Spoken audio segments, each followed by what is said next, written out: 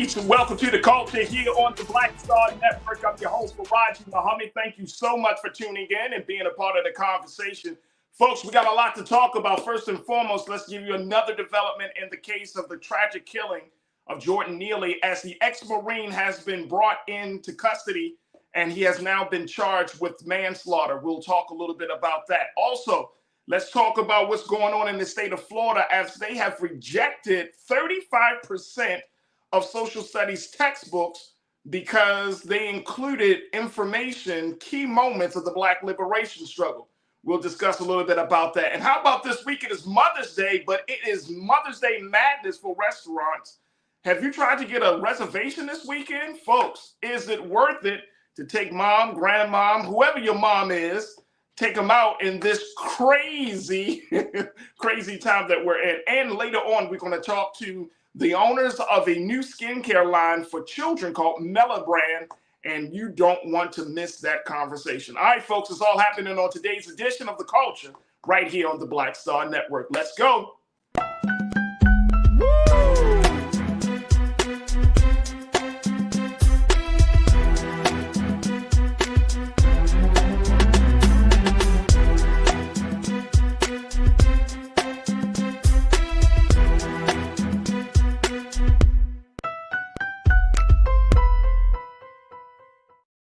All right, folks, welcome to the culture here on the Black Star Network. I'm your host, Farajii Muhammad. Happy Friday.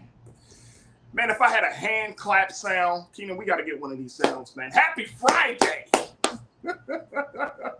As we are at the end, there we go. That's it. We are at the end of the week, folks, but we do have a lot of big conversations lined up for you. First and foremost, let's talk a little bit about the case of Jordan Neely. This is the Black man who was choked on a subway station just at the beginning of the month.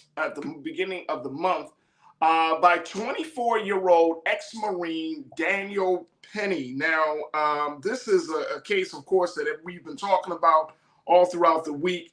But it has now taken another big step in getting some justice for the family of Jordan Neely, as Daniel Penny has been brought into custody and has officially been charged with manslaughter. Here's what his lawyer had to say about this case, which is mind-blowing to say the least, folks.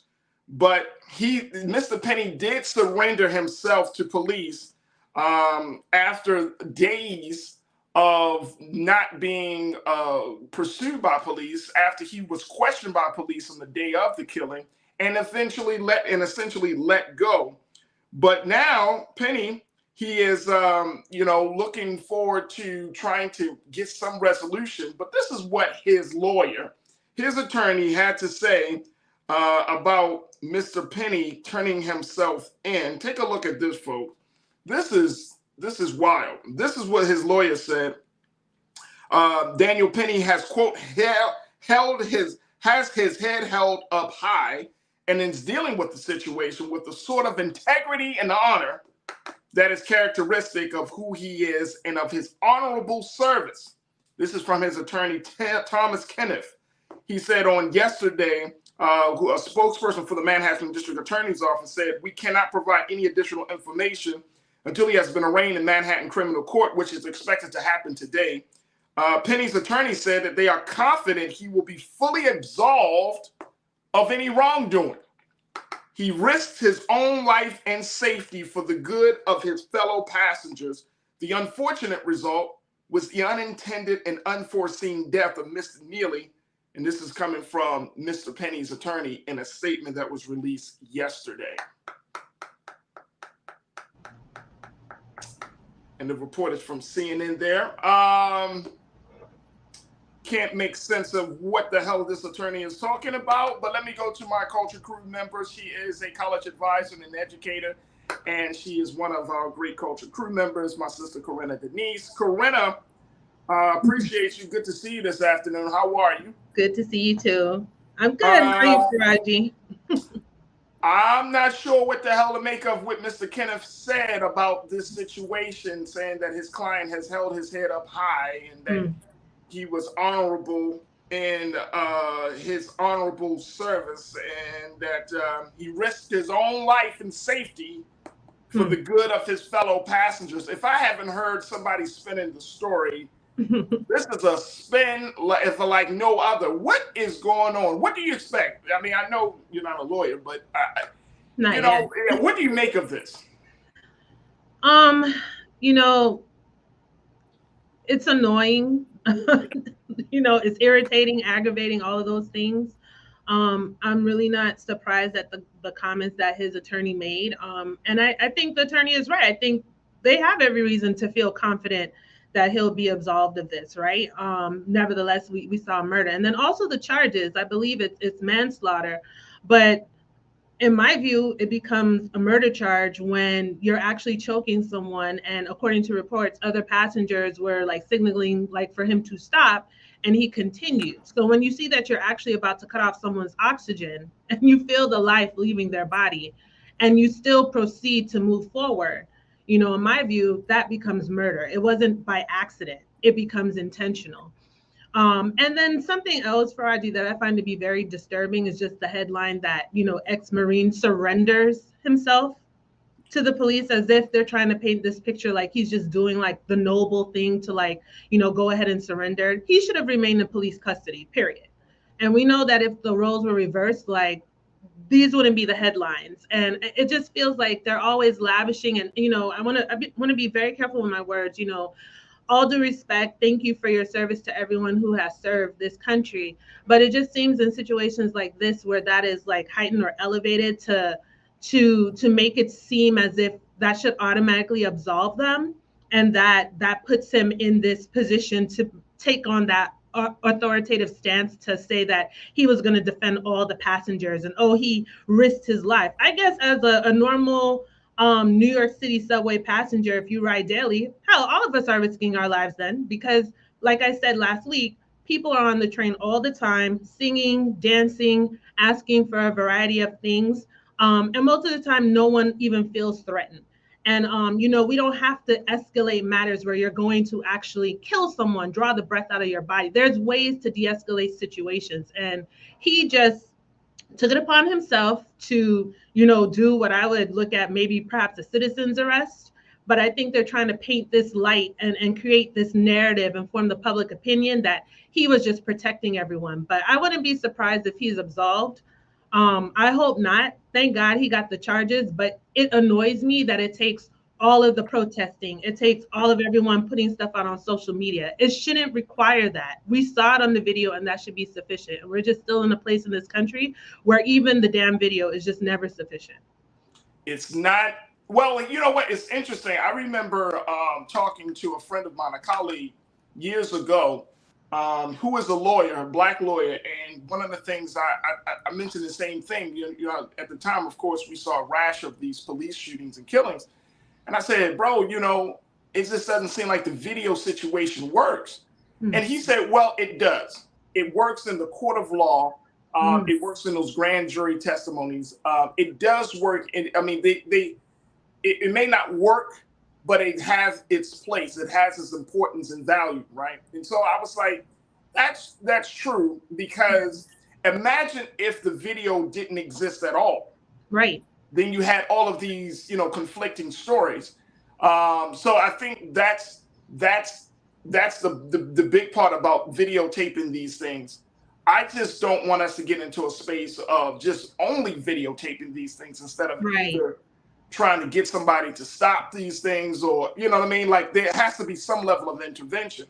But I'm with you. I think that what the way that they're painting Mr. Penny as an American hero for taking down a mentally disturbed man on a subway train in New York City is sickening.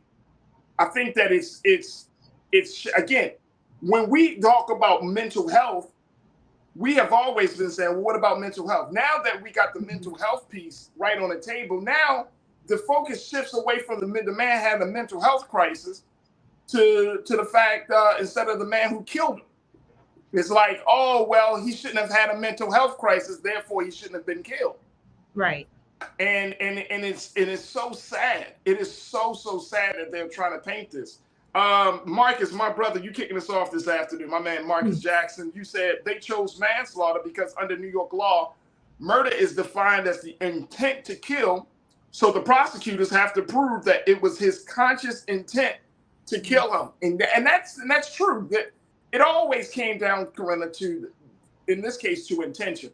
And I think that it's going to be hard. That would have been a harder charge to prove, to say that he came out first degree murder, outright murder this man, right? He didn't know him. He didn't have no relation. He just met him in a chance on a Yeah. subway. Now, And I he get could that have been too, trying what to you murder could him. prove, right? We Depends on could the charge. say it again. Yeah, and that depends, right? What you can actually prove, right? Because Right. even though it was, from my point of view, intentional, but how do you actually prove that in a court of law? Like to your point, what you were mentioning with the video, like, in the public space, in the media space, we're seeing it right on the video, and we want the charges right away. And it always seems like it doesn't always go in our favor.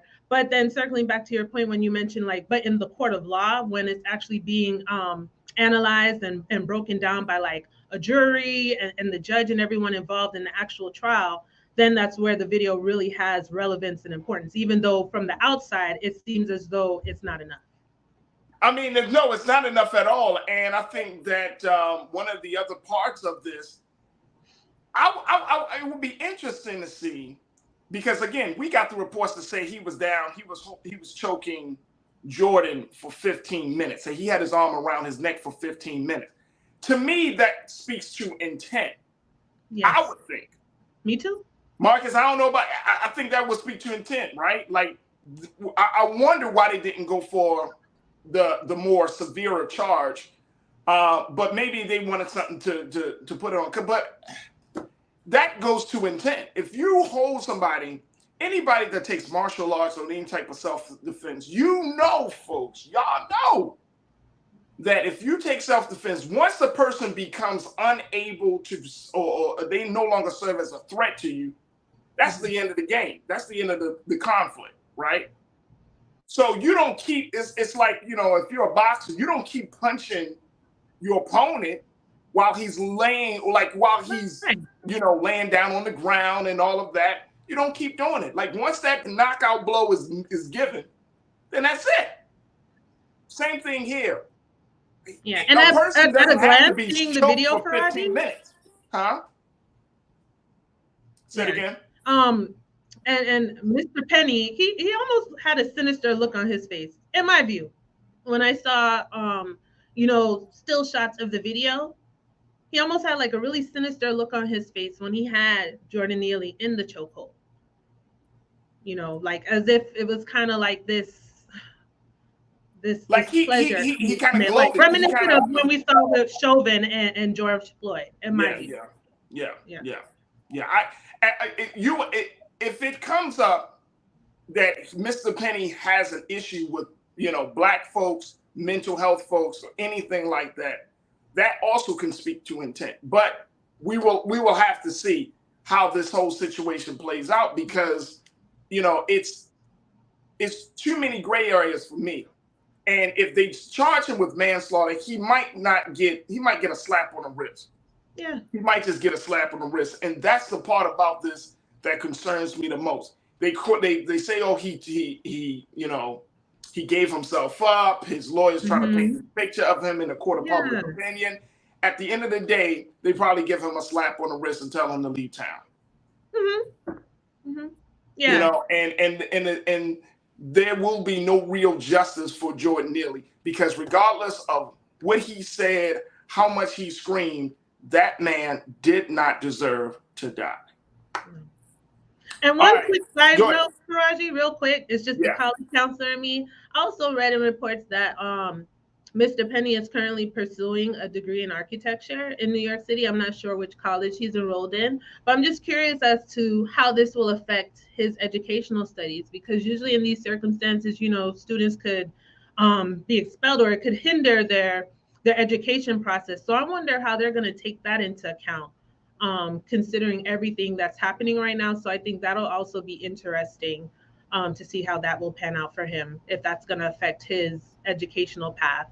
I'm not Absolutely. making any suggestions, but it is a question that, comes to mind. And anyone else, there would be an investigation or something like that if they're enrolled at a university or a college, any judicial matter, like they're going to have to review. So I'm just curious as to how that's going to work out for him.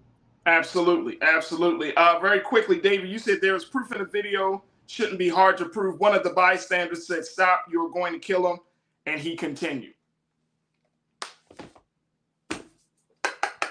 We will have to see, folks. Thank you, Davey. Thank you, Marcus. Folks, we got to take a quick pause. When we come forward, let's shift gears from New York, take a travel down to Florida, as Florida's governor, Ron DeSantis, is once again on attack against Black liberation thought.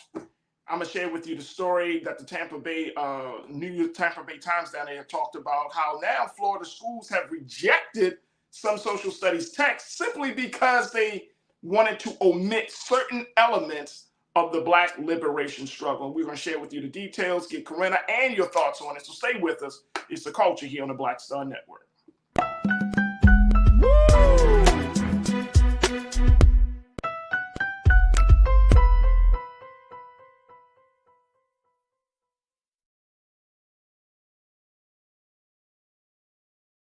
Hatred on the streets, a horrific scene, a white nationalist rally that descended into deadly violence. White people are losing their damn minds.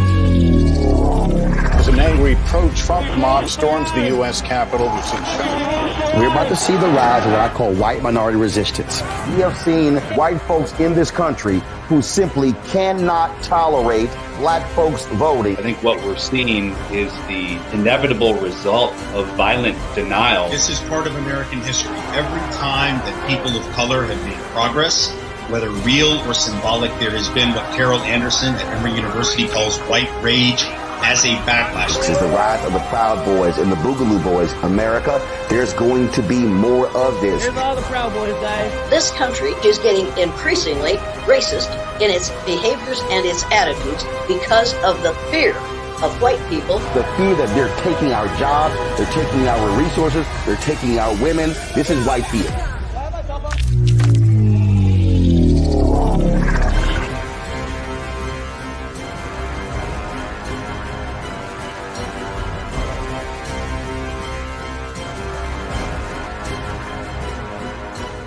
Black Star Network is here. Oh, no punch! I'm real revolutionary right now.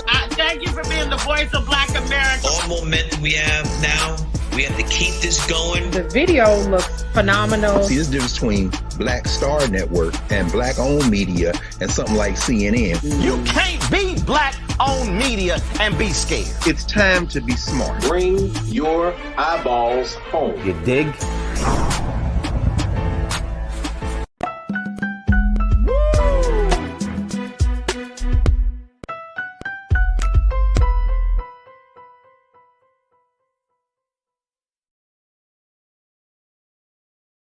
All right, folks, welcome back to the show. We want to switch gears now, talking about the state of Florida, as once again, they are back in the news for their battle with really telling the full story of Black people and our struggle and our attempt for liberation in this country, as Florida has once again done some revisions of some of their academic texts, which will affect many students, folks, down in Florida, and could serve as the tipping point for other states. Here's the situation. This is the report coming out of the Tampa Bay Times. They're talking about how Florida has rejected social studies textbooks that included some elements of some milestones of the Black liberation struggles in the recent years here in this country.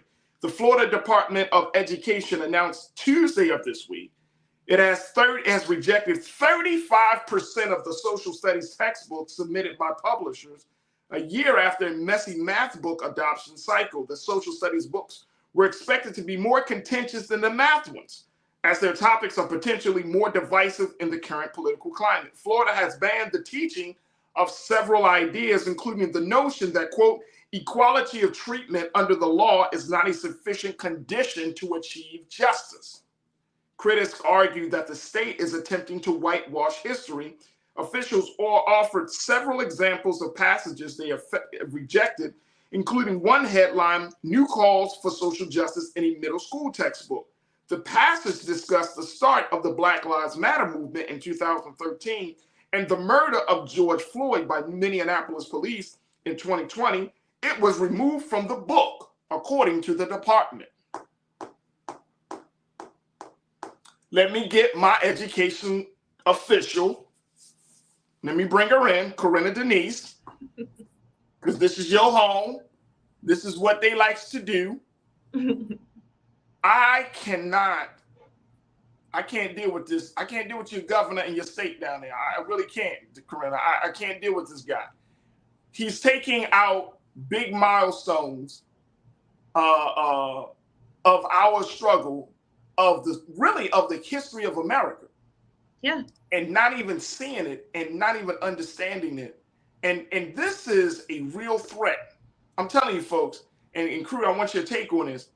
If Black children don't know about the Black Lives Matter movement, if Black children don't know about George Floyd, how do we connect the dots between what we saw back in the 60s and the 70s and where we are today? How do you connect the dots to show that there's an evolution of the movement? There's a continuation of these atrocities that are affecting Black people in this country. If you don't put them in a book and our children don't study it or can't study it. I mean, this is...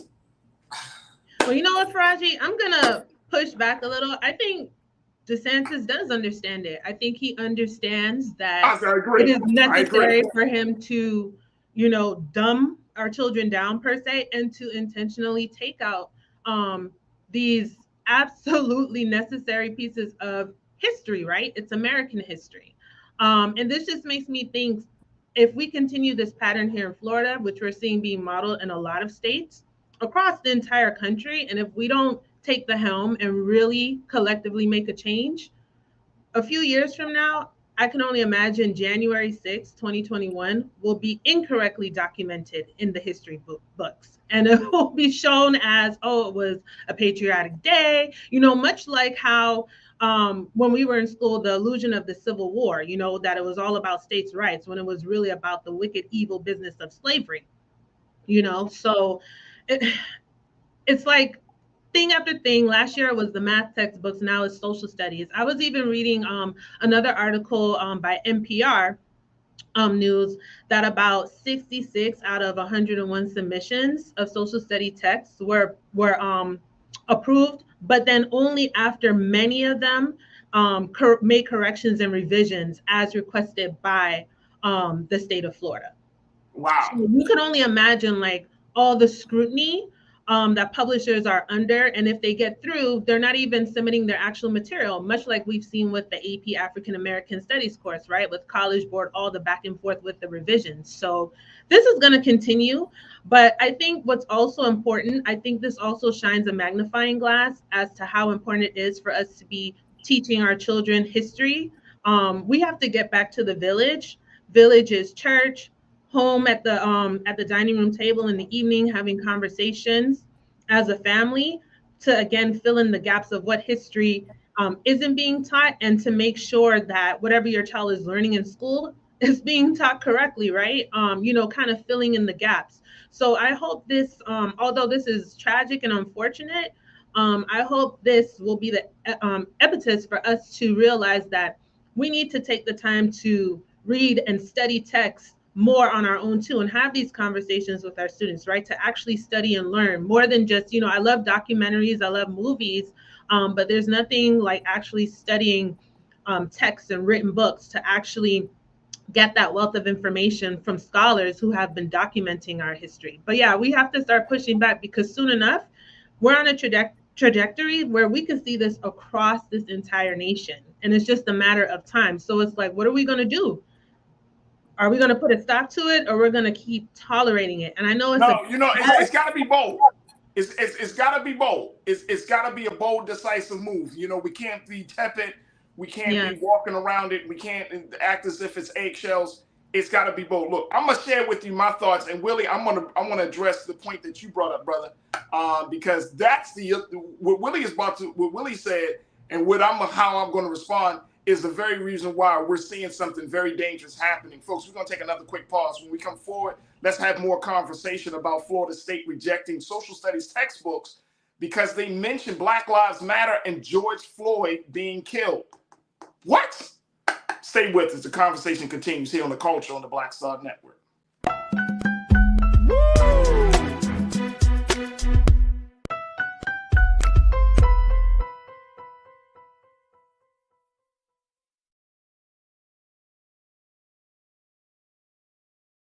Black Star Network is here. Oh, no punch! I'm real revolutionary right now. Thank you for being the voice of Black America. All momentum we have now, we have to keep this going. The video looks phenomenal. See, this difference between Black Star Network and black-owned media and something like CNN. You can't be black-owned media and be scared. It's time to be smart. Bring your eyeballs home. You dig? When you talk about blackness and what happens in black culture, we're about covering these things that matter to us, speaking to our issues and concerns. This is a genuine people-powered movement. There's a lot of stuff that we're not getting. You get it, and you spread the word. We wish to plead our own cause. Too long have others spoken for us. We cannot tell our own story if we can't pay for it. This is about covering us. Invest in black-owned media. Your dollars matter.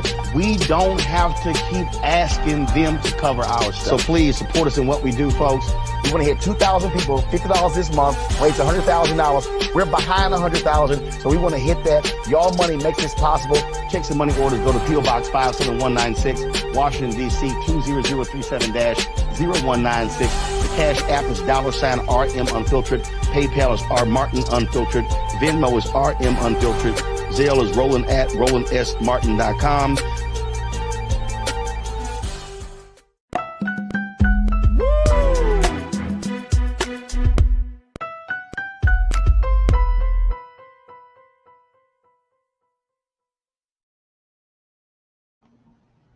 All right, folks, welcome back to the show. We've been talking about how the state of Florida, the Florida Department of Education, has decided to make some revisions in their curriculum as they choose to reject 35% of social studies textbooks that mention key milestones of the Black liberation movement in the country.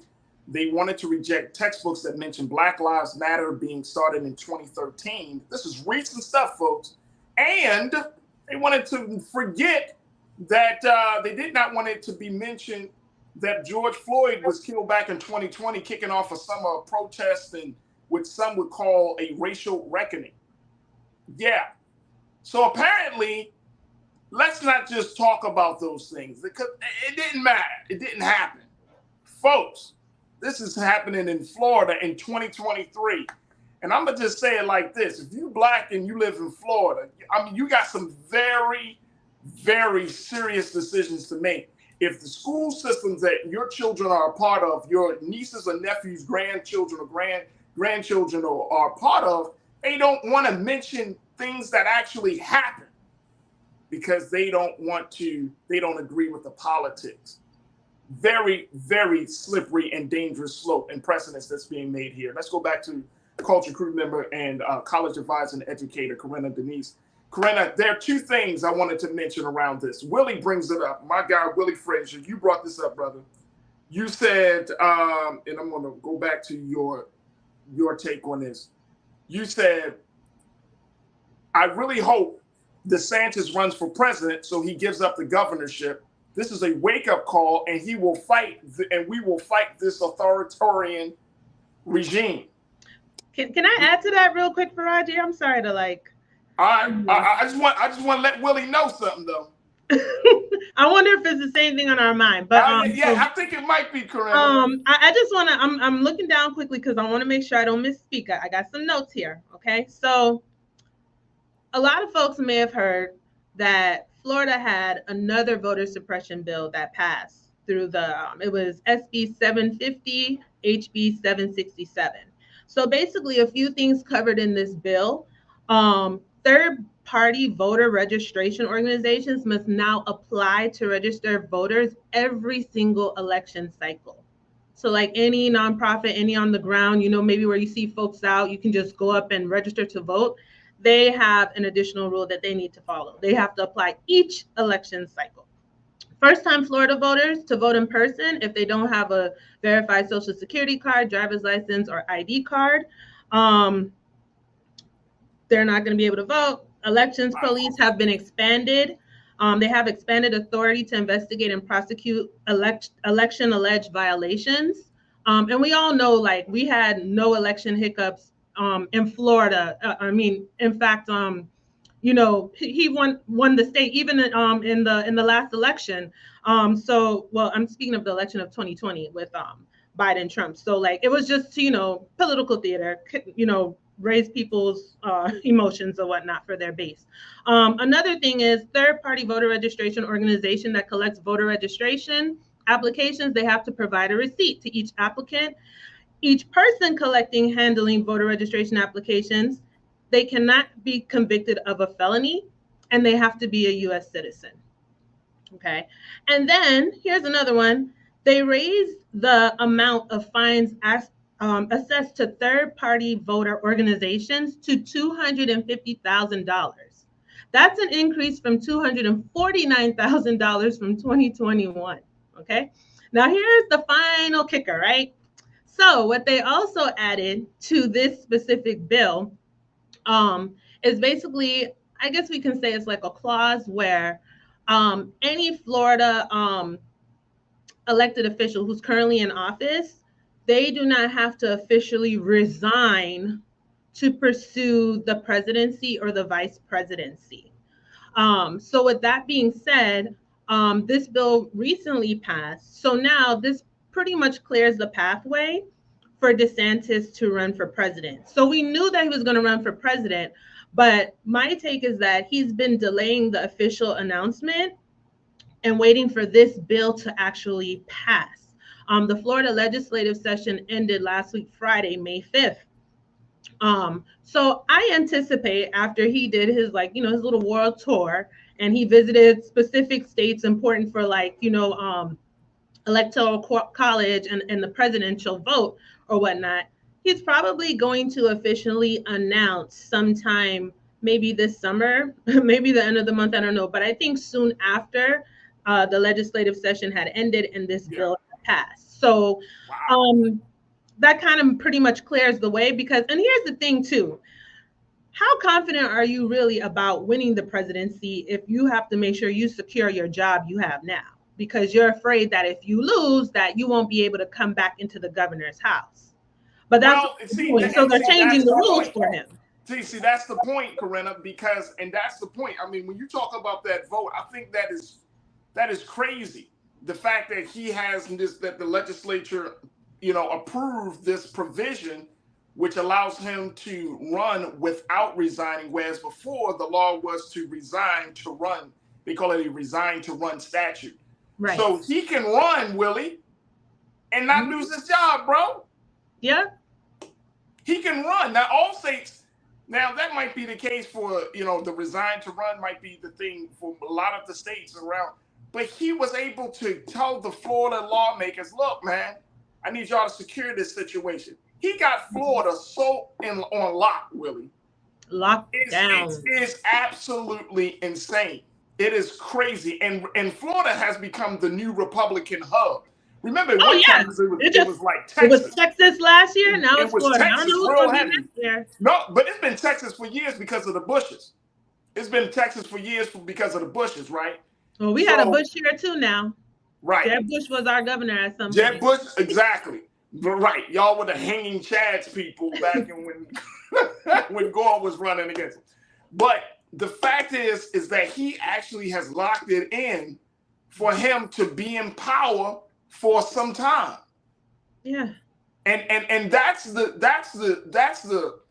part about this that I can't get over. All right, the point I'm making, and Willie, I appreciate you, brother, for bringing that point up, but I wanted to let everybody know he's not going to stop being governor. Even if he loses the presidential election, he still could remain governor of the state of Florida. here's the thing that I want us to kind of deep dive into. It's going to be important that as we have these cultural and history wars, Corinna, we as Black people in this country have to be very clear about where we stand, because sometimes we can talk ourselves into a situation. Here's my case in point. If you don't like Black Lives Matter, it's fine. Everybody's not going to be down with the movement. But you got to be very careful to not talk so bad or to try to dissuade people that Black Lives Matter isn't valuable, because guess what? That creates the circumstances by which lawmakers can say, well, Black people don't even like Black Lives Matter, so why should we teach it? Yeah, we say things irresponsibly sometimes that, could be to our own detriment, that they take and use as bait and fuel for their base. And then they can... That's the point, sis. Look, I got to take another quick pause, but I want us to kind of look at that, because now we have to ask ourselves: are we digging the hole for our own grave? Because we become so anti this, against that. I don't like this. This not done the right way. Same thing we could say for the reparations task force. We could talk bad about it, but if we don't have no task force. Exactly. I got to take a quick pause. Crew, I want to get your take on this. Are we digging our own grave if we talk bad about the history, and then when we see the history not being included in the larger curriculum, are we doing ourselves a disservice? Folks, I want to get your take on it. Join us in the conversation as we stream it on YouTube. And of course, stay with us. The conversation continues right here on The Culture on the Black Star Network.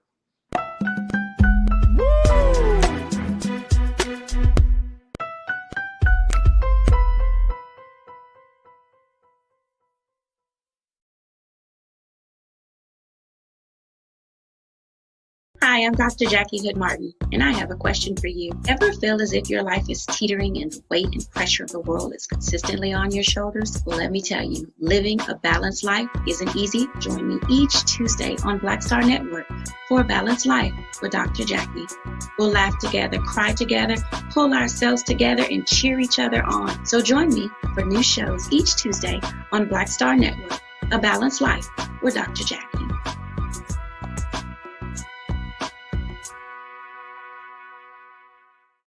Black Star Network is here. Oh, no punch! I'm real revolutionary right now. Thank you for being the voice of Black America. All momentum we have now, we have to keep this going. The video looks phenomenal. See, there's a difference between Black Star Network and Black-owned media and something like CNN. You can't be Black-owned media and be scared. It's time to be smart. Bring your eyeballs home. You dig?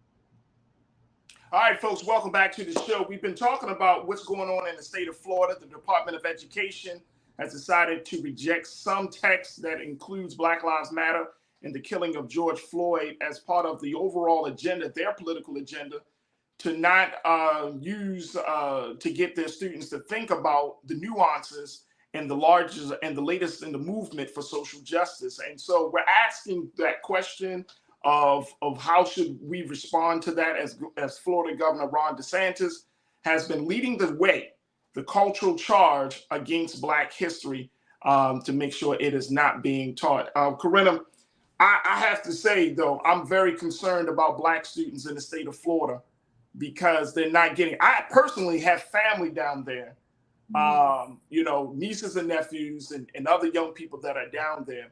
And when I talk to Tanira's mom and my mother-in-law, and we talk about these things, and I'm always like, Mom, you really like Florida? It's home. I'm like, Mom, you really? She's like, oh my God, it's amazing. I can do all these things. And I'm like, I think it's the beaches. And then it is the beaches. And see, here's what I'm saying, I get it. I get it. Trust and believe. I get it why people move down there. Same reason why people move out to California, right? Like it's certain climate and all of that stuff. But we really are getting to a point where you got to ask yourself the question, if I move down here, especially if you have small children that are going to be enrolled in schools, you brought this point up early in the discussion. You know, how did we respond? We can take a very reform, very slow, like it's going to work itself out type of mentality to deal with this. Or let me just throw an idea out here. We don't have enough time to explore it, Corinna. Let me just throw this idea out here. Whoop, here we go. You can take your children out of the schools. Homeschool?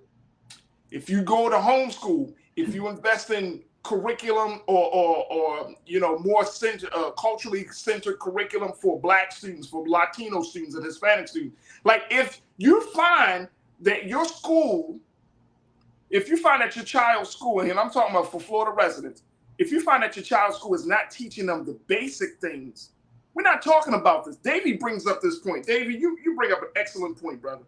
You said this is incredible. The talking point used to be we don't have to talk about slavery because it was too long ago. Now we can't even talk about yesterday. Perfect. That's a perfect comment because it's like now we can't talk about yesterday, about what happened to our people yesterday. So now what do you want? If it's whitewashed, how do you empower Black students? Now, this is at the public school level. This is not at the collegiate level as far as I understand right now, Corinna.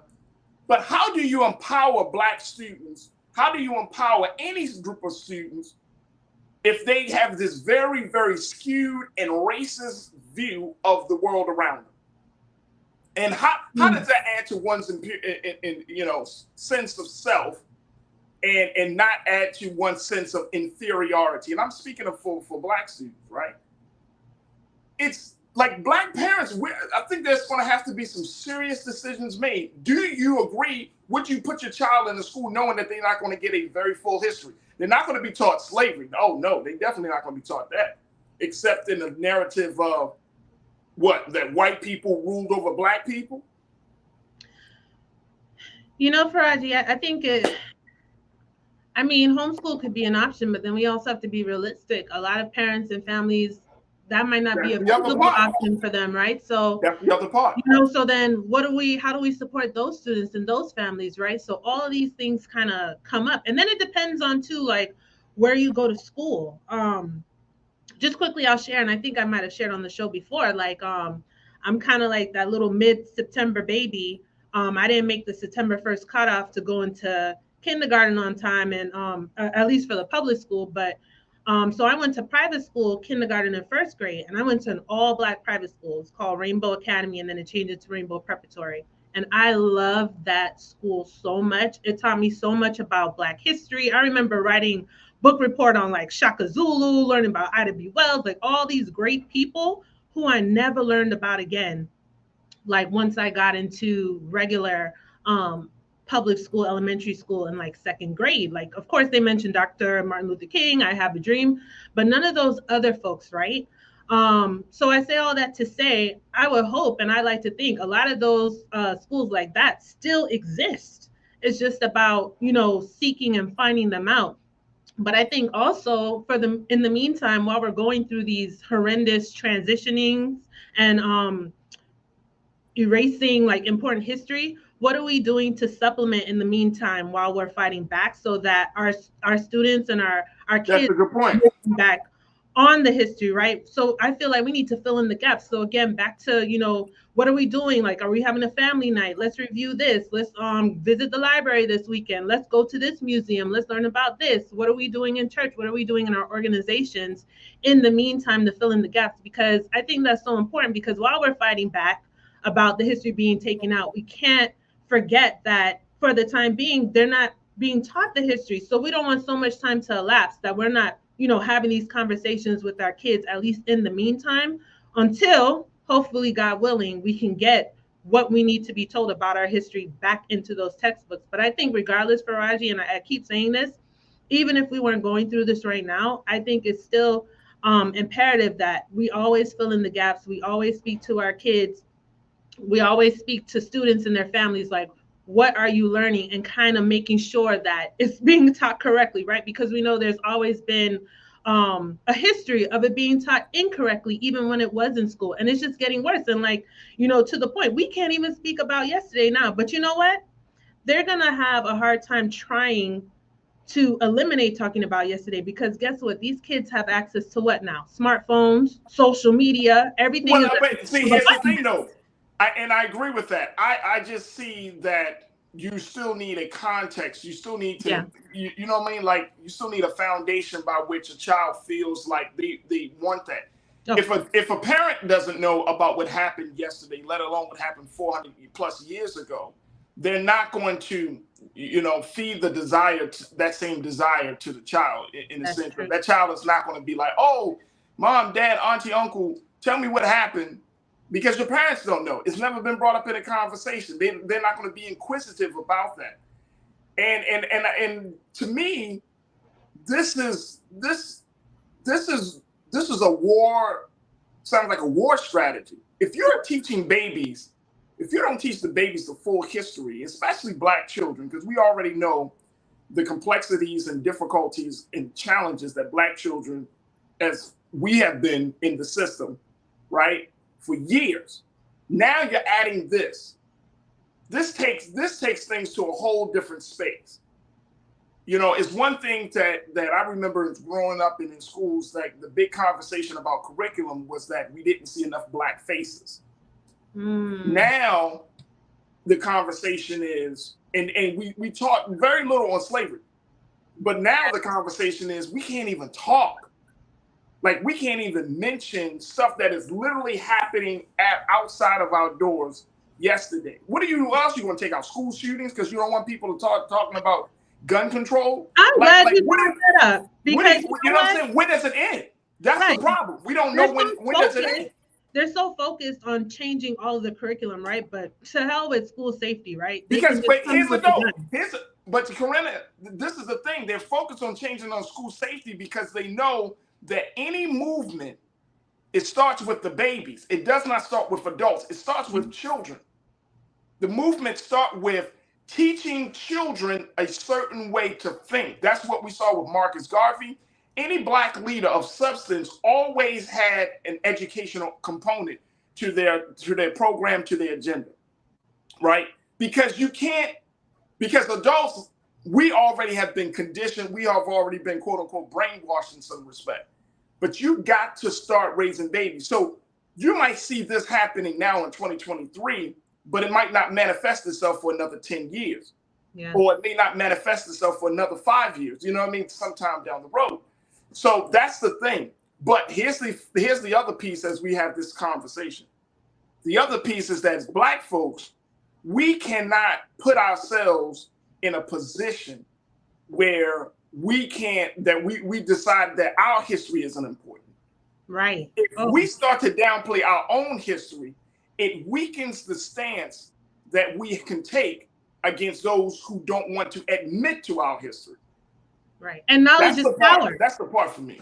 Knowledge is power. And that is why they are working so hard to suppress it. Because imagine if everyone knew the history.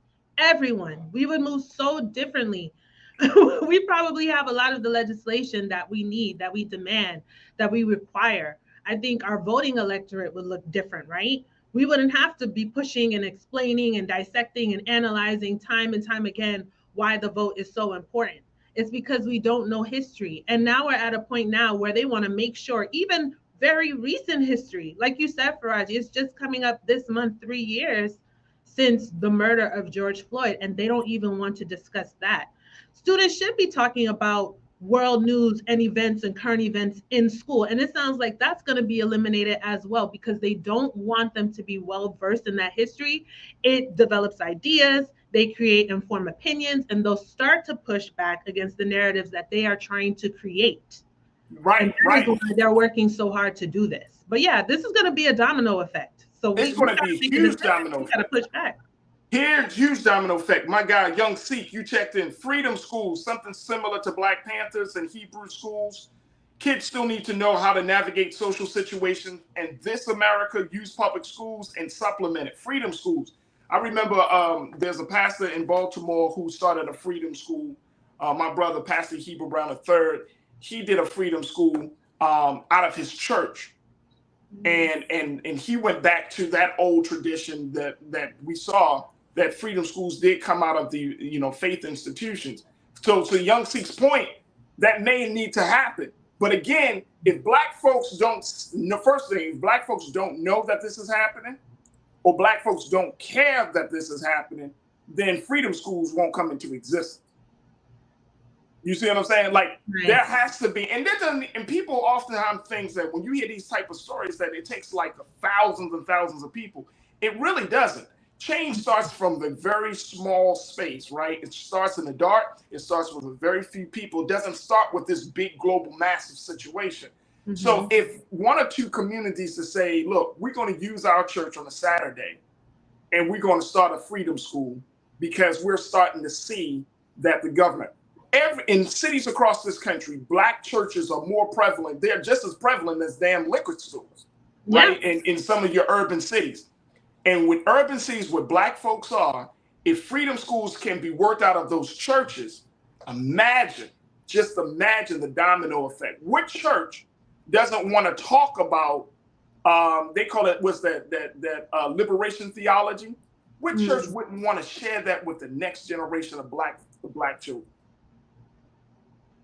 It starts with a church. It starts with a mosque. It can start with a community center. As long as there is a space for people to gather together and to share their ideas, that may be happening. But there's got to be something different. This cannot go on. We can't go into the 2023 school year this fall and be like, well, hope for the best. Yeah, there's a lot of gaps to fill in. And if they even have time to teach, Farajii, because like just on the news, local news here this morning, I'm seeing like a high school, they had to be evacuated. There's a bomb threat. Someone probably had a gun on campus. Like that's happened quite a few times for this current school year that's about to end. So it's like, when do you even have a chance to teach? Because you're looking over your shoulder all day between the drills and like the emergency evacuations that have been happening. So it's a mess. Absolute big mess. Folks, we got to take a quick pause when we come forward. Let's switch gears. Let's talk about Mother's Day, as Mother's Day is upon us. But the question is, are you going to be in a space with Mother's Day this year where you're going to be doling out hundreds of dollars to just say thank you to mom? Well, we'll share with you some of the data around that and restaurants. And of course, we'll continue the conversation. So stay with us. It's The Culture here on the Black Star Network.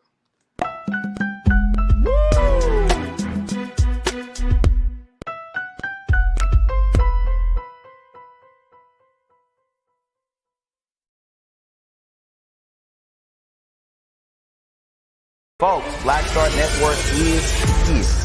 Hold no punches. I'm real revolutionary right now. Support this man, Black Media. He makes sure that our stories are told. Thank you for being the voice of Black America, Roland. Stay black. I love y'all. All momentum we have now. We have to keep this going. The video looks phenomenal. See, there's a difference between Black Star Network and black-owned media and something like CNN. You can't be black-owned media and be scared. It's time to be smart. Bring your eyeballs home. You dig? Pull up a chair. Take your seat. The Black Tape.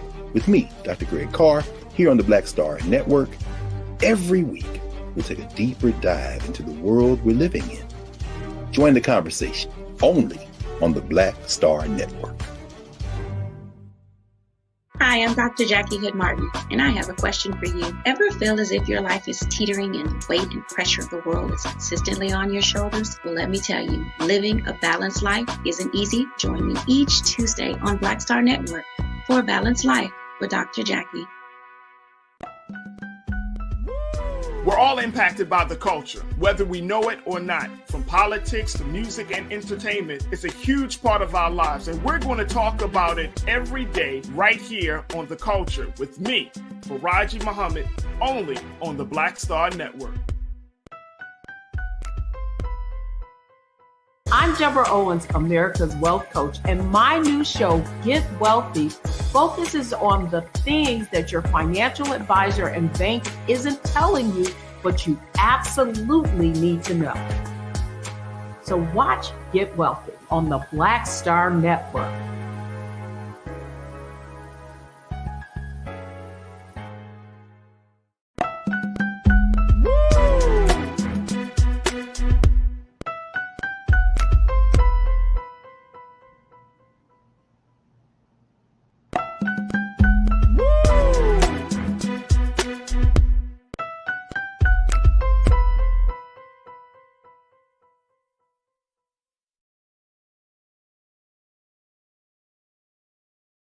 When you talk about blackness and what happens in black culture, we're about covering these things that matter to us, speaking to our issues and concerns. This is a genuine people-powered movement. There's a lot of stuff that we're not getting. You get it, and you spread the word. We wish to plead our own cause.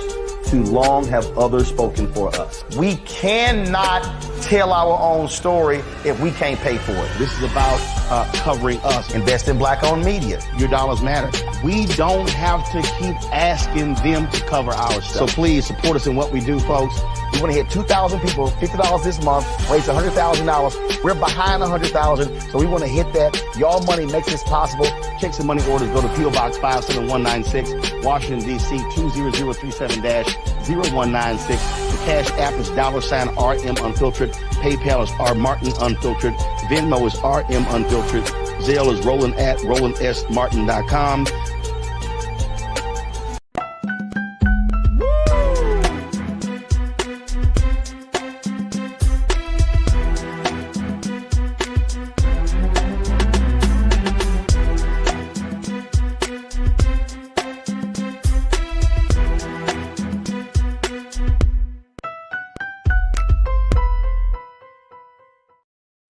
All right, folks, welcome back to The Culture here on the Black Star Network. I'm your host, Farajii Muhammad.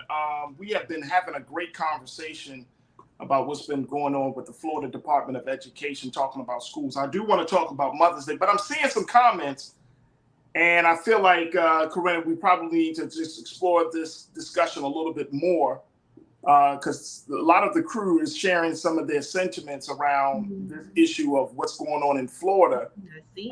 Folks are checking in from Florida and saying, hey, man, I'm seeing some stuff here. Families in Florida, like the climate right now in Florida, the political climate, the social climate right now seems to put the people on edge. So I want to take just a few more extra minutes for us to just talk about this idea of what should Black folks do in the state of Florida, as we're seeing these attacks on Black history, these attacks on quote unquote quality education that's happening right now. And then we can get a chance to touch a little bit on Mother's Day.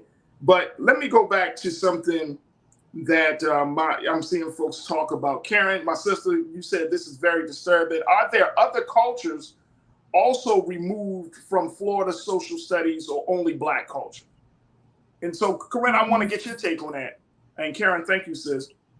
Are there other cultures? Have you been hearing of other groups of people whose history has been revised to fit this agenda coming from the GOP governor?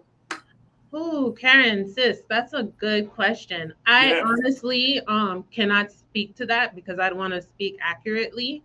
I do not know, but I think that is a question that I definitely would like to look into and get back to everyone here in the audience. But yeah, I would imagine maybe to some extent, but I don't know for sure. But more than likely, I would think. Right. I would think so too. But it seems like, as always, right, that if you want to start the attack on any other group of people, start with Black folks. Yeah, we're the go-to. We're the go-to. We're the scapegoat. Karen, great question. Thank you so much for checking in. Danita, you checked in and said, this absolutely disgusts me. Yeah, it does. It disgusts me, but it's also the part, and again, this might be something that we're I don't want to forecast any type of impending doom here, Corinna. Yeah. But something is on the horizon. Something is on the horizon. And as many Black people that are in the state of Florida, from South Florida all the way up to Northern Florida, as many Black people that there are in the state of Florida, there needs to be some movement and some action around not just this issue. There are a number of issues, but if we aren't willing to go to war for what's being taught to our babies, then what are we talking about? Yeah, I think too, Farajii, there are a few different groups of people, right? I mean, you're always going to have the willfully ignorant folks, but I do think there are some folks who are just oblivious for whatever reasons. They're just going through day-to-day life trials and tribulations, and they're just in their own bubble. So I really think it's going to take like an on-the-ground effort, and like I said, getting back to community and organizations and that village to just have conversations like we do on this show every day, to educate folks, to kind of connect like this thing is happening and this is how it's going to affect this thing that you got going on in your life. And I think that's going to be a domino effect that we need to create to get everyone on board for us to stop with all of these changes to curriculum, all of these laws, all of this legislation that is harmful and detrimental to our humanity here in the state of Florida and just in this country, period. And until that happens, how do we push the needle forward? So I think right now we have to focus on educating each other. And I think we have to be responsible for those of us, like we're responsible here on your show, on this network, for folks who have the information to be sharing that information with others, right? And to just have those conversations depending on certain spaces and kind of learning how to bring up matters in a gentle way, just to educate, to enlighten people. You know, of course, when it's appropriate, sometimes it's absolutely necessary, but to not be afraid to have these conversations, to be like, hey, are you aware that this is going on? And kind of bring this to people's attention so that, you know, because I don't always necessarily think that people don't care. I think there are a lot of folks who are just unaware and they're just going through the day-to-day trials of life.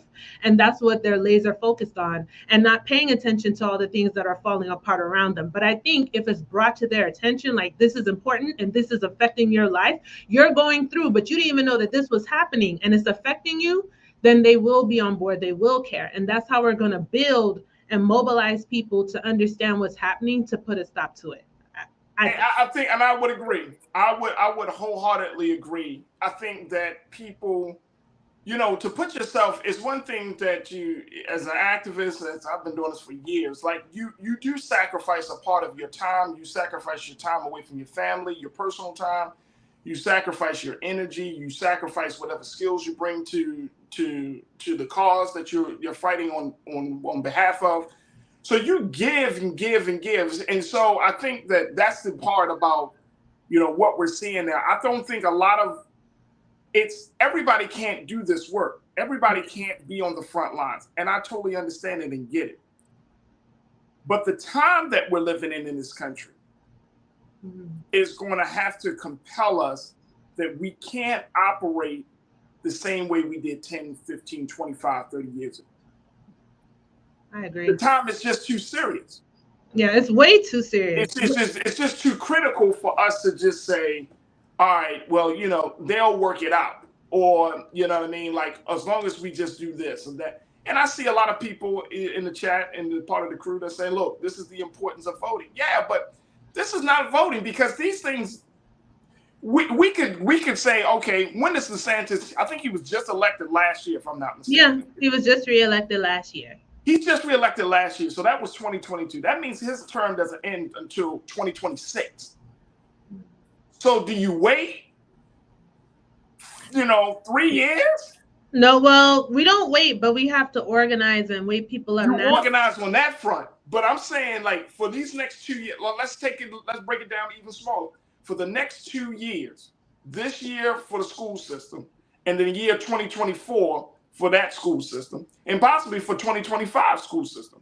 Mm-hmm. But for the next 2 years, what's going to be the action plan? What's going to be the response that Black parents and Black educators, you can even include white parents and white educators who are of good and sound conscience.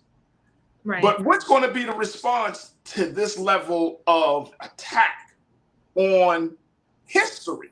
Not just Black history, not even American, just history. And I'm going back to Davey's point, if we can't talk about yesterday, then we really have a problem. we really have a problem. What is going to be the plan of attack for 2 years? Let's just say for 2 years. What's our 2-year plan to make sure that our babies get educated? Is it homeschooling? Is it freedom schooling? Freedom schools? Is it, I saw some folks at charter schools, what's going to be and that's the conversation, because yeah, you can wait for somebody to get voted in, and you can wait for a state representative to come into the picture within that 4-year time frame and say, all right, we're going to change this. But you're still, I mean, again, at the end of the day, it's still the babies have to go through the schooling system every day for 9 to 10 months.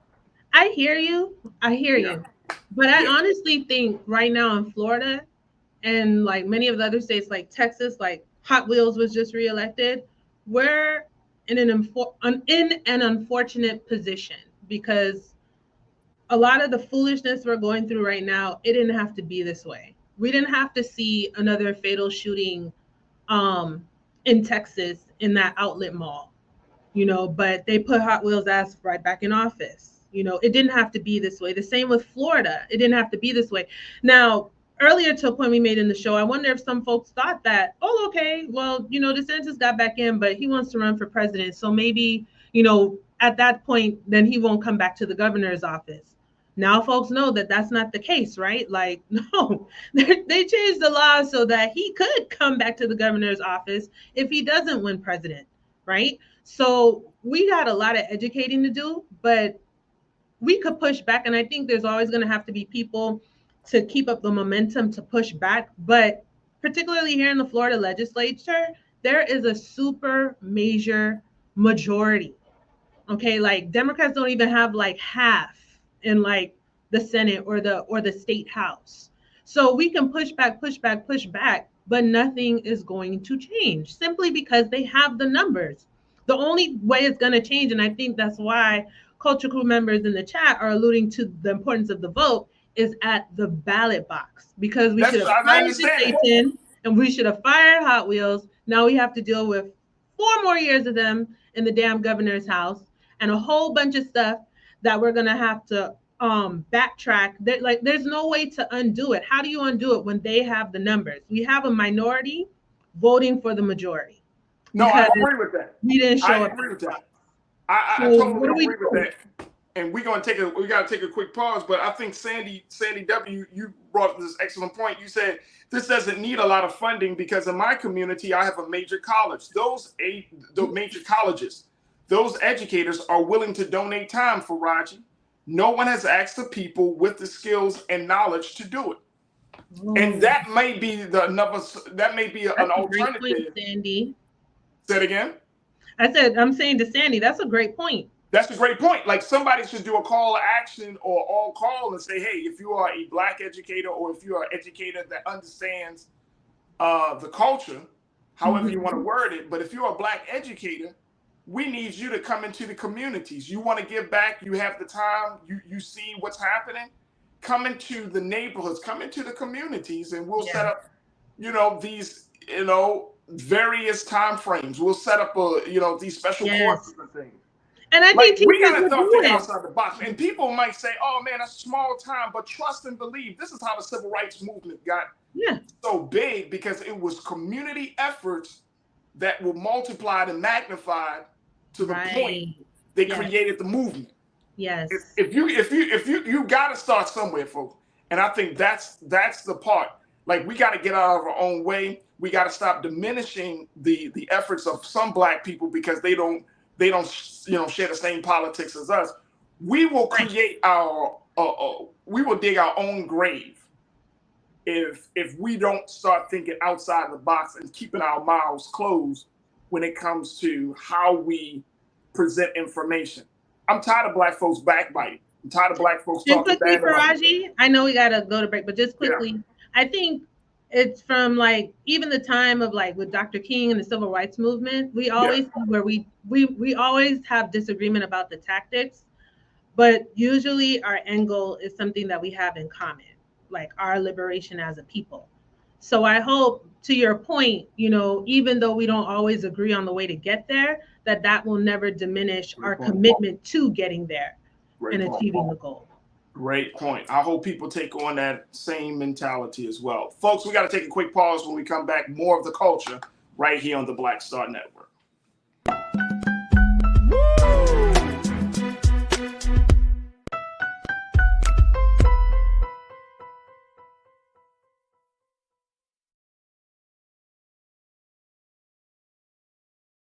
Hi, I'm Dr. Jackie Hood Martin, and I have a question for you. Ever feel as if your life is teetering and the weight and pressure of the world is consistently on your shoulders? Well, let me tell you, living a balanced life isn't easy. Join me each Tuesday on Black Star Network for A Balanced Life with Dr. Jackie. We'll laugh together, cry together, pull ourselves together, and cheer each other on. So join me for new shows each Tuesday on Black Star Network, A Balanced Life with Dr. Jackie.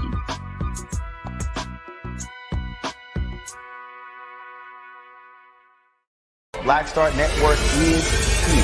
Oh, no punch! I'm real revolutionary right now.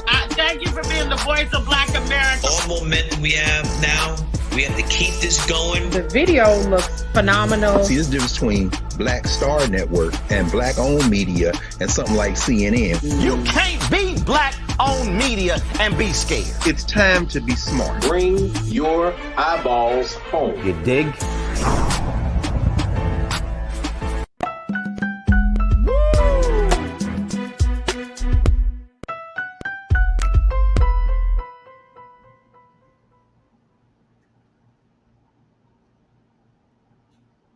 All right, folks, welcome back to the culture here on the Black Star Network. All right, so just want to take a couple of minutes, first and foremost, before the show over. Happy Mother's Day to all of the women out there that are taking care of the kids. That's all you can say, Corinna. Happy Mother's Day to take care.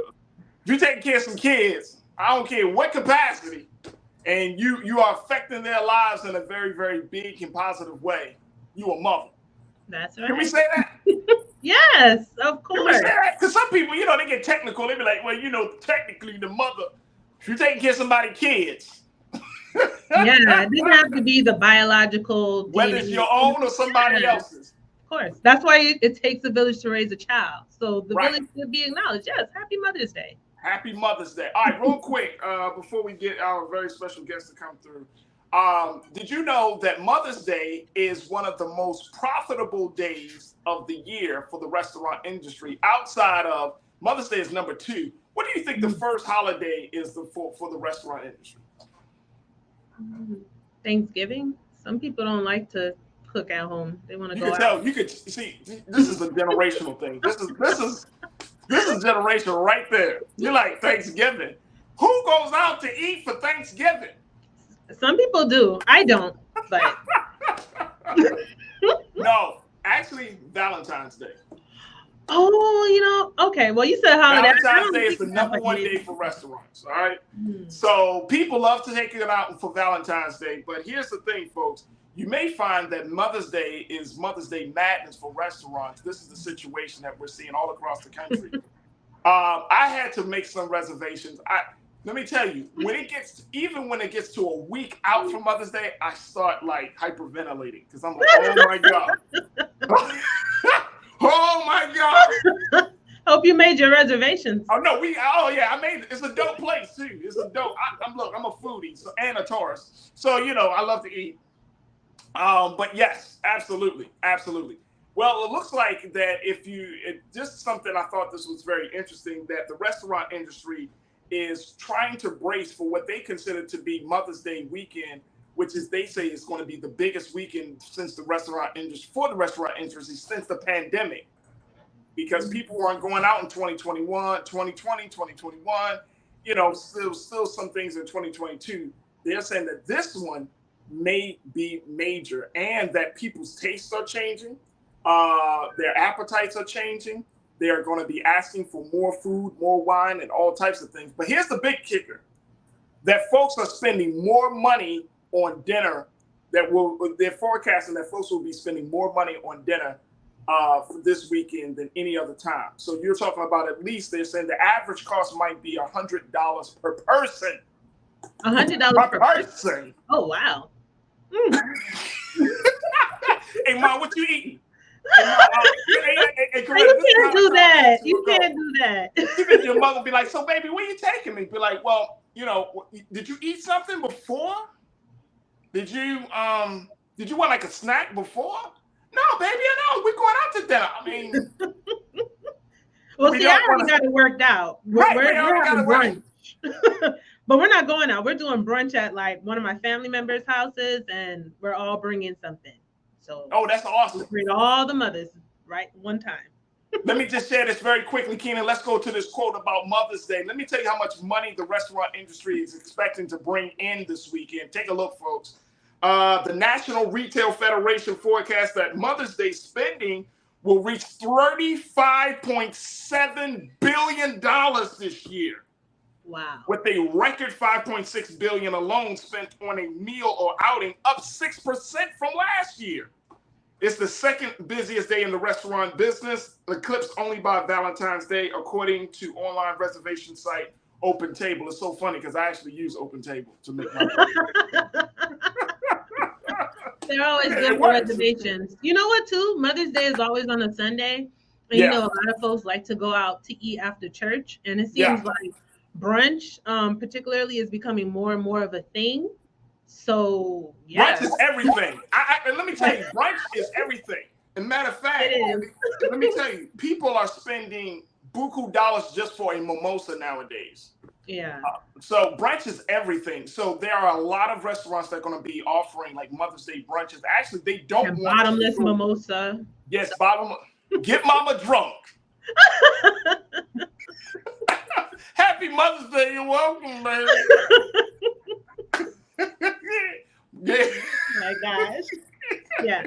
So what is it? Are you saying we shouldn't spend that much on Mother's Day? Well, no, I'm just saying, I'm just looking at the trend. You know what? I'm asking the question, is it worth it? Do you think it's worth it to spend all of this money on this one day, $100 plus per plate? You're going to be spending some money on the wine and in some cases liquor. Is it worth it? Let me go to the crew. Let me see what the crew Let's see what they have to say.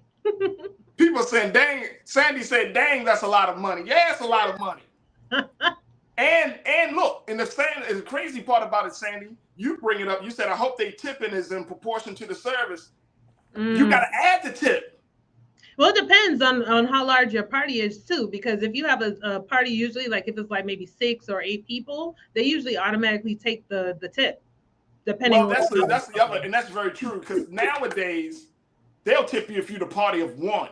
They'll be like gratuity added, and then they'll ask. You look at the bill, you like, this is look. Yeah. So yes, Danita, you said no. My frugality won't allow that. You can cook me dinner at home, or a simple hug is fine. Hey, Danita, you want to be my mom?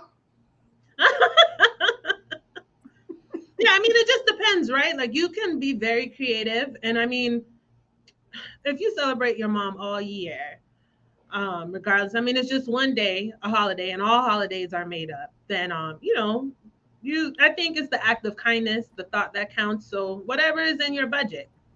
I hear you. That's true. Hey, I love Tiana's comment. Tiana, you my sister. You said I just upgraded my mom's phone and gave her $150. I'm tapped out. You're not going out of date. You're not having dinner. She be like, "Where's my Mother's Day gift? The thing that you holding on that you called me with. Happy Mother's Day." Yeah. And my mom, her birthday usually falls the same weekend as Mother's Day. This year, it's kind of like they're a week apart. Right. So that's interesting. But yeah, I mean. Do you think that should you give a gift or take your mom out? Which one is be more special? The gift or dinner? Or the experience? They'll probably want both. I mean, the dinner, I think it would depend, right? Right. If you prepare the dinner or whatever, like maybe it's something at home and you set it up and you have brunch, maybe then that's like the gift in itself. Yeah. But then if you take her out, you might want a little something. But the gift doesn't have to, if you have the dinner, you know, you can balance it out. It's not about, in my view, like the price point, right? It's the thought, something that someone would appreciate, something that's personal, right? It's not a measure by how much you spend. Because sometimes you can spend a lot of money and the from? gift isn't thoughtful. I'm just being honest. All right, look, I mean, look, and we don't have time to talk about it, but I think there's a generational difference between today's young mother and our mothers from the 50s and 60s. Well, that's true. I think there's a difference. I think today's young mother's like, I'm your mother. Yeah, they don't want the construction paper card anymore, probably. From a 2-year-old, yes, that's fine. If you're a grown-ass man and you go to the corner and go and get them flowers off the street with the teddy bear, with the hard-ass teddy bear. Yeah, not from the street. You better put some thought. At least a gift card. Y'all see them bouquets with the hard teddy bear? You be like, this is the most unsoftest teddy bear. If you're gonna get a teddy bear, you better go to Build-A-Bear. Okay. And guess what? That's what that's an easy $100. Yeah. That's easy $100. And guess what? When she asks for dinner, it'd be like, you can't. Well, I guess you gotta eat your bed. Or you just whip something up, a quick 1, 2, 3 meal. That's all it is. Look, Mother's Day could be whatever. You wanna thank the mothers in your life.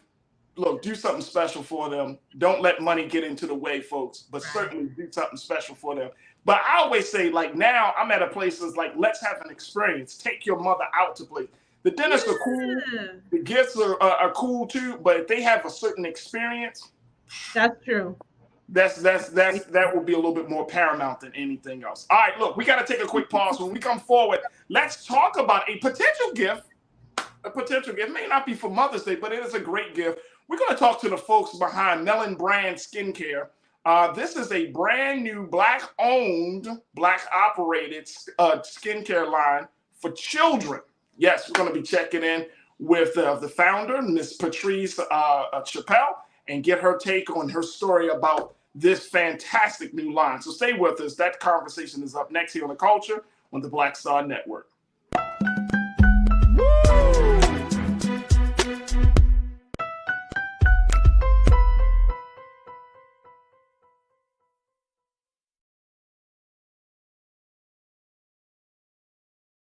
Black Star Network is here. Oh, no punch! I'm real revolutionary right now.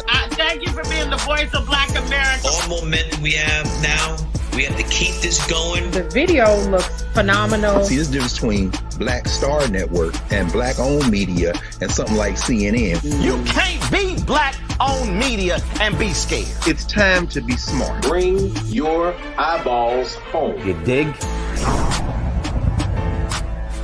When you talk about blackness and what happens in Black culture, we're about covering these things that matter to us, speaking to our issues and concerns. This is a genuine people-powered movement. There's a lot of stuff that we're not getting. You get it, and you spread the word. We wish to plead our own cause.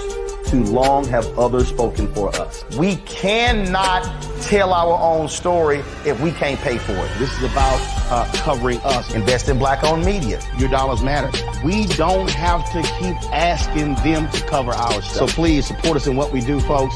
We want to hit 2,000 people, $50 this month, raise $100,000. We're behind 100,000, so we want to hit that. Your money makes this possible. Check some money orders. Go to P.O. Box 57196, Washington, D.C. 20037-0196. The Cash App is $RM Unfiltered. PayPal is R Martin Unfiltered. Venmo is RM Unfiltered. Zelle is roland@rolandsmartin.com.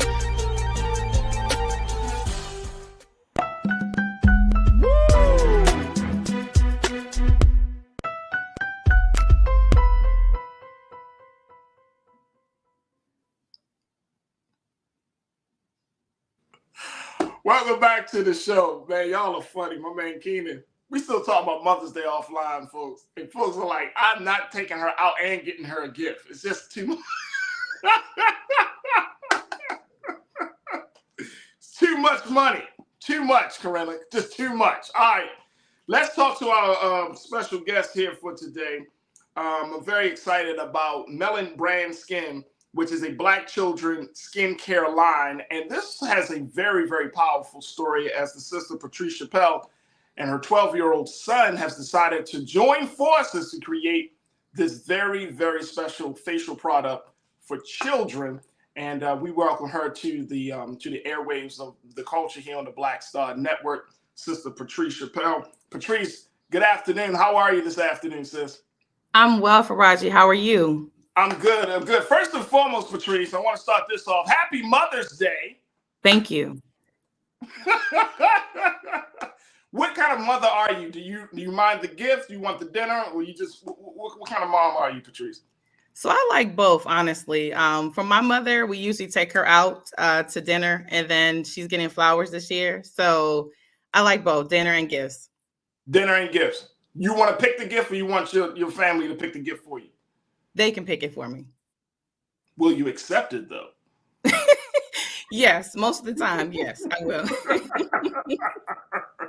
All right, awesome. All right, Patrice. And I got my sister Corinna Denise, who's joining us as well, culture crew member. But Patrice, let's talk a little bit about this skincare line that you and your son have developed. This is a very powerful story. First and foremost, this is not something that I don't think, and I'm not saying this to be throw shade, but I don't think this was a part of the plan when you were growing up and said, you know what I'm gonna do? I'm gonna be like a great entrepreneur. I'm gonna start a child's skincare line. So how did you get to this place? So my son, over the years, he always had issues with his skin in terms of us finding something that would help to moisturize the skin, to hydrate. And we were basically using just soap, water, and lotion. And at times I would find myself just throwing like my products his way, like products that I was buying for my skin. That's for obviously for an adult.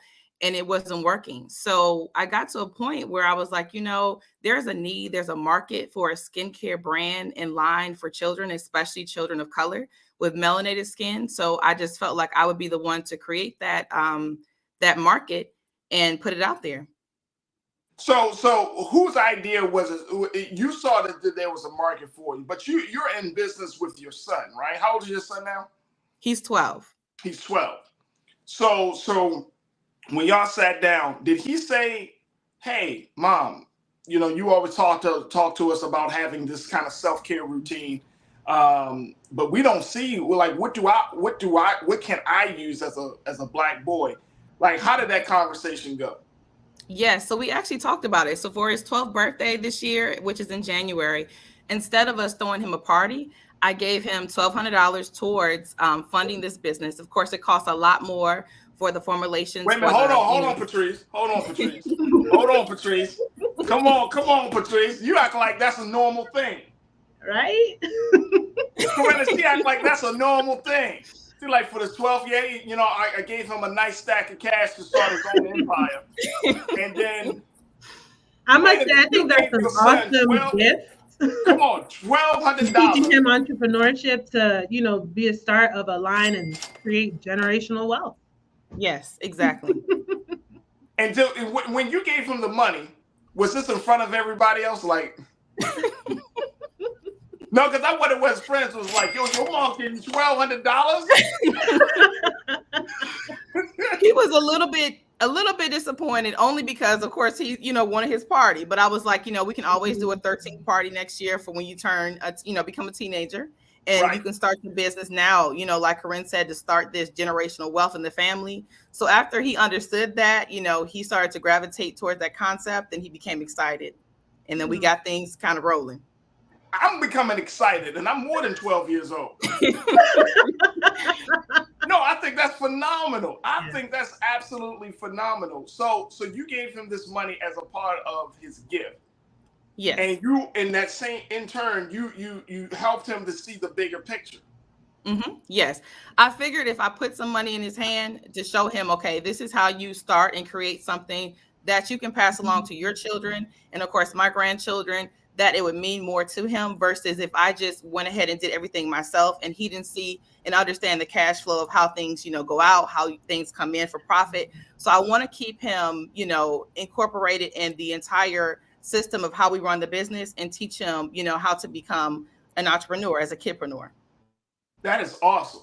Now, where did you get your teachings in terms of your understanding and view? Has it been, were your parents entrepreneurs? Like, who around you, inspired you to become an entrepreneur? So my mother was actually an entrepreneur when I was younger, when I was a kid. She was a nail tech. She opened up her own nail salon. I'm from Milwaukee, Wisconsin. So she had her own nail salon in Milwaukee, and I watched her, create a business and sustain it and run it successfully. So that is where I got my inspiration to become an entrepreneur. That is beautiful. That is beautiful. All right, so you give them the money, y'all start working now. Now tell us what's been the path that y'all have been taking up to this point. So I'll be honest. I came up with this idea. We started thinking about it last year. And so, of course, life gets in the way. You have this idea and you don't put action behind what you really want to do. So things started to slow down. And it was January when I said, okay, we need to really get ahead of this and get this going. I was recently laid off from my job. I'm a federal contractor of 13 years. Wow. And so this happened abruptly last month in April.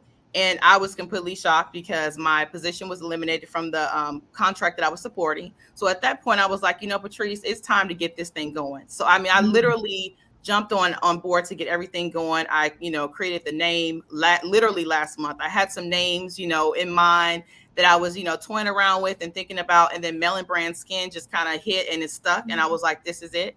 I literally got the website up and running. I already had the product, the formulation was already created. So I already had all that in prepared.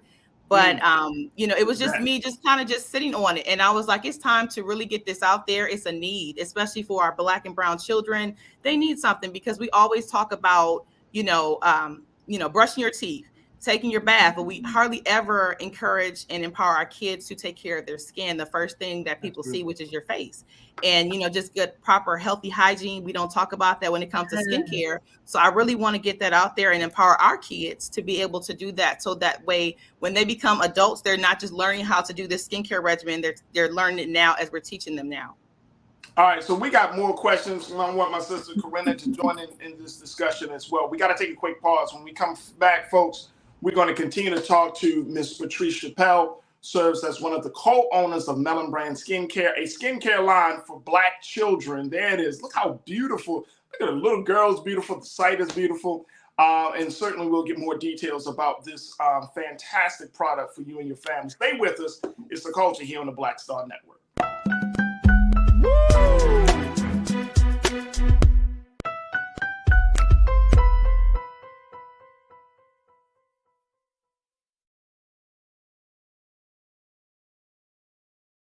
Folks, Black Star Network is here. Hold no punches. I'm real revolutionary right now. Support this man, Black Media. He makes sure that our stories are told. Thank you for being the voice of Black America, Roland. Hey, Black, I love y'all. All momentum we have now, we have to keep this going. The video looks phenomenal. See, this difference between Black Star Network and Black-owned media and something like CNN. You can't be Black-owned media and be scared. It's time to be smart. Bring your eyeballs home. You dig? Pull up a chair. Take your seat. The Black Table with me, Dr. Greg Carr, here on the Black Star Network. Every week, we'll take a deeper dive into the world we're living in. Join the conversation only on the Black Star Network. Hi, I'm Dr. Jackie Hood Martin, and I have a question for you. Ever feel as if your life is teetering and the weight and pressure of the world is consistently on your shoulders? Well, let me tell you, living a balanced life isn't easy. Join me each Tuesday on Black Star Network for A Balanced Life with Dr. Jackie. We're all impacted by the culture, whether we know it or not. From politics to music and entertainment, it's a huge part of our lives, and we're going to talk about it every day right here on The Culture with me, Farajii Muhammad, only on the Black Star Network.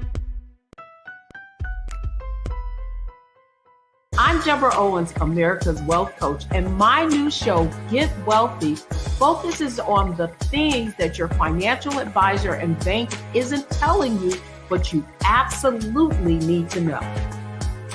So watch Get Wealthy on the Black Star Network.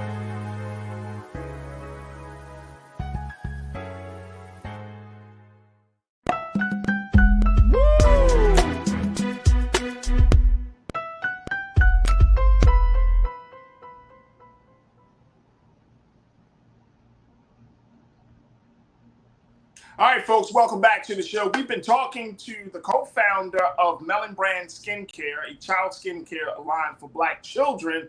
We've been checking in with Miss Patrice Chappelle, where her and her 12-year-old son have decided to come together to create this very, very special product for children. All right, Patrice, Corinna, I want to bring you back in.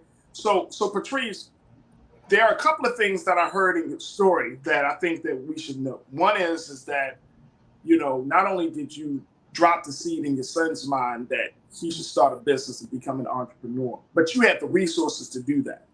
You gave him that first $1,200. The other thing is that, you know, when you were laid off of your job as a federal contractor, you went to work immediately on starting this business, which is, to some people, kind of unheard of, just simply because when you laid off, especially if the job is paying well, it fits your lifestyle, the whole nine, it can be a shock, a real shock, where people feel immobilized and paralyzed from taking the next step. Did you go through that feeling? Did you go through that process, or was it just like, look, I got off this job and I got this opportunity? Because that's a major transition. Yes, Farajii. I would say that I was a little bit nervous at first about really stepping out there and then continuing to, you know, fund this business without having a job, without having full-time employment. But I just felt like, you know, sometimes God will move you from one place to another when you don't have the courage or the strength to do it. And I just felt like, okay, I have nothing but time now. I have no excuses to not get this thing up and running because I'm not working right now. How did you get in? Corinne, I'm gonna let you offer some questions, but I do want to know skincare. When you're talking about products, there is a lot of science into making products. We had a gentleman who dealt with candles. He came on the show, right? A lot of science in making candles, that scented candles, and with him and his daughter. I'm seeing more and more Black parents are taking this step with their children. But to get into like skincare, which is a major industry, how did you get the resources, come up with the formulas for your skincare product? Yes, so research. So I would say that I'm a big researcher. You know, I have my bachelor's and master's neither in any of this stuff. So nothing to do with any type of chemistry or science, but that's when you have to tap into your network. And I brought on a chemist, someone that I work closely with. I let them know exactly what I was trying to do, what I wanted the products to have, and what I didn't want the products to have. So that's like my lab partner. And so together we came up with this formulation, which I say is formulated by mom, you know, for the kids, for Black and brown children. And I hope that it will be a great success. The product is amazing. I encourage everyone to try it. I feel like the parents will also be tapping into the products. I kind of tap to my son's stash every now and again because the products are so good. Pretty much anyone can use it, but it's formulated for the children, but it will have your skin absolutely glowing. That's what I need. That's what I need in my life. Corinna, what are your questions? Yeah, thank you for mentioning that, because I was looking at the website and a lot of her products are already sold out. So, and you said you just launched your business within the past month, right? So yes, actually the past week. Yes. Oh, wow. Yeah, and I see some things are sold out. So like, when will things be back in stock? Because I want to order, because I suffer with eczema. So okay. I'm glad that you brought that up, that even though these products are for children, that, you know, the adults can use them as well. And I'd also like to know, do you have anything specific for eczema or all those you know, skin traumas or whatever that we have to deal with from time to time? Yes, so we do have the Melon Moisture, which is for eczema, psoriasis, and dermatitis. That should be available next week, I'm hoping. So I actually had another mom to reach out for her 3-year-old who is suffering from eczema. So I told her the same thing. We're hoping to have that available next week. It's a body wash and it's a cream, so you can use it on both your face and your body. It works amazing. So it should do wonders for anybody that suffers from any of those three things. Also, we will be launching eventually other products for adults. Right now, we're just trying to ease our way into the kids and focusing on them and marketing to the children because they truly need it. Right now, there's nothing on the market that doesn't have those chemicals and toxins that addresses the needs for Black kids. Absolutely. And I'm looking at the website as well, Patrice. And firstly, it's a beautiful website. Yeah, thank you. What's the ultimate goal for you? Because we have seen Black products go to market. I can't think of, Corinna, you might remember, there's a sister that she makes great hair care, or a hair care line. What is that sister's name? Oh my gosh. It escapes me now. Carol's daughter. That's what it was. Yep.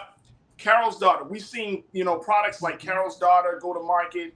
We've seen in other industries, we've seen that some stores like Target and Walmart and some of these other big retailers decided to pick up on this because they're trying to change their, they're trying to open it up for new businesses. What's the ultimate goal for Melon Brand Skin? So I want this to be something that stays in the family. I mean, things could change over the course of years, but I personally want to hold on to Melon Brand Skin. Nothing against anyone who has a bigger picture of, selling their brand to someone else. I totally get it. But this is something that I want my son to eventually take over. I want his kids to take over, etc. So this is something that I want to hold on to. This is my baby. This is not my first time being an entrepreneur. I used to do the writing thing. I'm a professional writer as well. I've written books. And so, that's something I've kind of gotten away from. It's still passionate, but this is something that I want to hold on to. That's awesome. That's fantastic. Awesome. Yeah. I have one more quick question. Yeah, go ahead, please. How has your son been sharing his new product, like with his friends, or maybe like showing them how to use his skincare line? He has. We recently did a TikTok last week. It's kind of funny to me because I got him up for school and I was like, Bron, we got to, do this video. We have to get this on TikTok. So in the TikTok video, you will see he is like half awake, half asleep. And it was so cute and funny. But he actually went through all the steps and we demonstrated how to properly use it for the kids. And, people have been loving it. That has been awesome. That has been awesome. So what's the big thing that you want our audience to do at this point, Patrice? Is it, of course, supporting you, but what's the big lesson? Because you're talking about being another person that's kind of an outlier, that's breaking down the barriers of fear, breaking down the barriers of entrepreneurship, breaking down the barriers of going into an industry where we're not as representative as we should be. I mean, what is the big lesson that you have learned from this experience so far? I think the biggest lesson is to always follow your dreams, see it through. Do not allow for any obstacles in life to get in your way, because it always, they always will. There will always be something that's going to happen, like my job, an unexpected, job loss. I wasn't expecting that. I was told on a Friday that was my last day. My position was being eliminated. I did not see that coming.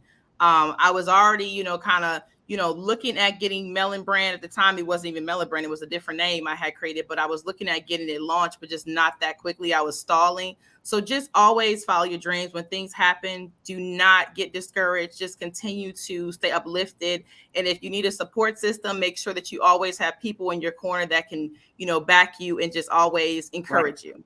There it is right there. Patrice Chappelle, who is co-founder of Melon Brand Skin, which is a skincare line for Black children. There it is. And the photos are beautiful. Yeah. Thank you. Your site is beautiful. The photos are beautiful. And is that, who's that? Who is that? Who does this thing? I'm all up on your website. That's Bron. That's our junior CEO. That's the junior CEO right there. Look how handsome that brother is. Look at him, boy. Thank Just you. as happy that his skin is glowing. Come on, man. Come on, man.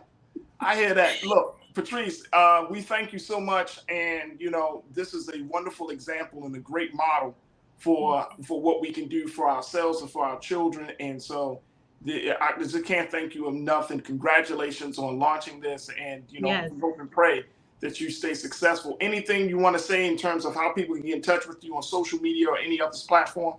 Yes. So everyone, please follow us at Melon Brand Skin. We're on all platforms, TikTok, Facebook, Instagram. So it's Melon Brand Skin. There it is right there. Patrice Chappelle, little brother. You said Ron or Bron? I want to make sure. Ron. Ron. All right. There we go. Little brother Ron. And Melon Brand Skincare, folks. Make sure y'all go to melonbrandskin.com and support our sister. Thank you so much, Patrice. And more importantly, thank you for being so good for the culture.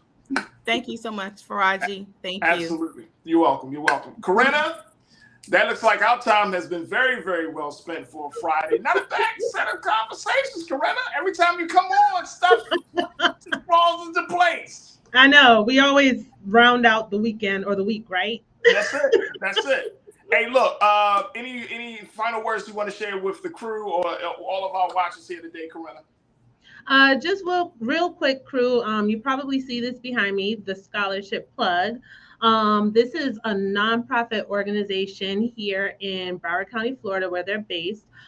It's a former colleague of mine and good friend, Shedley Cassius. I hope that she'll be sharing more about this nonprofit soon enough. But it's all about helping students and families find scholarships for college.